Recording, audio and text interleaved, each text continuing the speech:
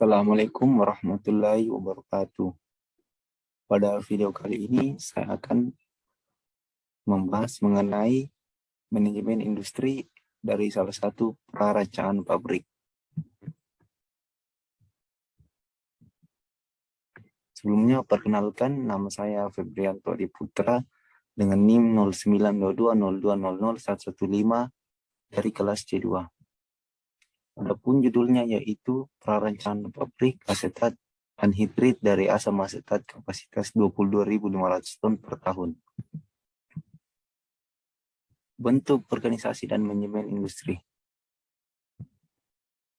Mekanisme kerja. Pada mekanisme kerja ini terdapat beberapa pokok bahasan yang akan kita bahas guna meningkatkan produktivitas dan efektivitas dari pabrik tersebut. Yang pertama yaitu bentuk perusahaan, sistem organisasi, status karyawan dan upah, jadwal kerja karyawan, dan yang terakhir yaitu jaminan sosial dan kesejahteraan karyawan. Yang pertama, bentuk perusahaan. Pabrik ini direncanakan dengan bentuk perusahaan perseroan terbatas atau PT.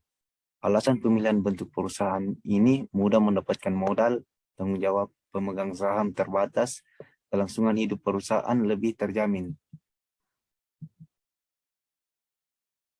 Selanjutnya, terkait sistem organisasi. Yang pertama adalah pemegang saham. Pemegang saham adalah beberapa orang yang mengumpulkan modal untuk pabrik dengan cara membeli saham perusahaan. Nah, yang kedua yaitu Dewan Komisaris. Dewan Komisaris di sini bertindak sebagai wakil dari pemegang saham dan semua keputusan dipegang dan ditentukan oleh rapat persero. Yang terakhir yaitu direksi, bertugas mengurus dan memimpin langsung serta bertanggung jawab atas jalannya perusahaan.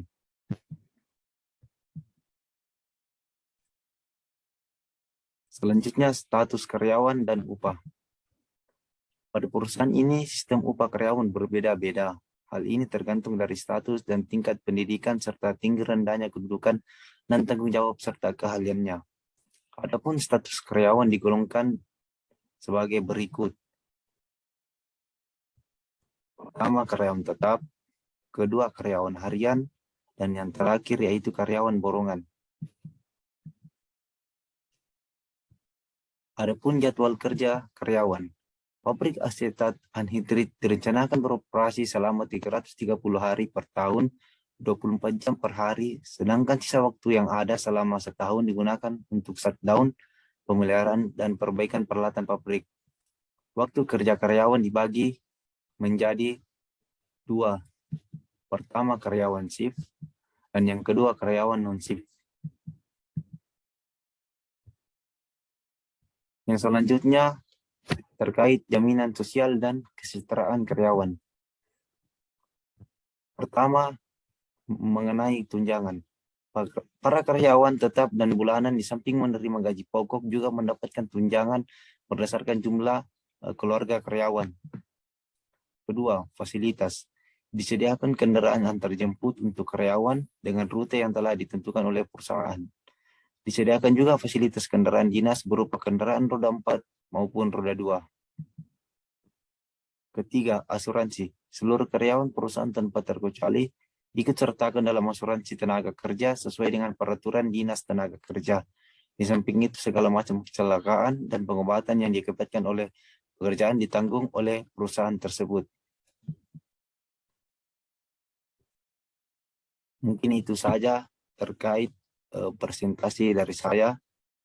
Mohon maaf apabila terdapat kesalahan di dalam selama saya melakukan presentasi. Billahi taufiq wal hidayah. Wassalamualaikum warahmatullahi wabarakatuh. Dan terima kasih.